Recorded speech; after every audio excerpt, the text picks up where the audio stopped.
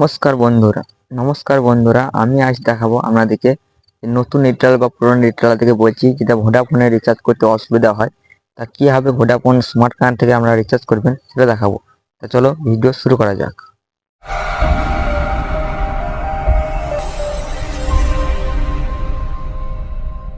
তো প্রথমেই আপনারা চলে আসবেন আমাদের ফোনের স্ক্রিনে, যেখানে আপনারা অ্যাপ ডাউনলোড করা আছে স্মার্ট কার্ড অ্যাপসটা আমি দেখাচ্ছি ওপেন করে।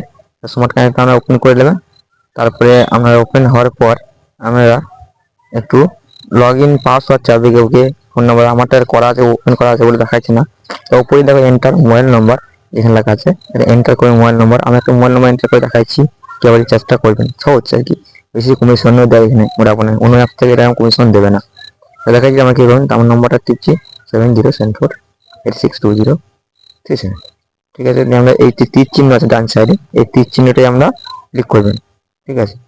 এবং এখানে অফার দেখাচ্ছে, আপনারা আমি এখান থেকে 250 টাকা 1 GB করে 28 দিন, 150 টাকায় 20 দিন 1 GB নেট অনলি, 299 GB করে আনলিমিটেড 10% কমিশন আছে, এটা টিপবেন 10% মানে আমরা 19 টাকা। এখানে বেশি সবথেকে কমিশন দেবে ভোডাফোনে, সব থেকে কোনো জায়গায় এরকম কমিশন দিতে পারবে না 19 টাকা।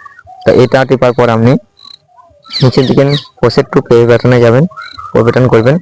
তারপরে দেখবেন এখানে এমপিন যাবে, আপনার যে এমপিন আছে ওটা দিয়ে দেবেন, তা হয়ে যাবে, ঠিক আছে।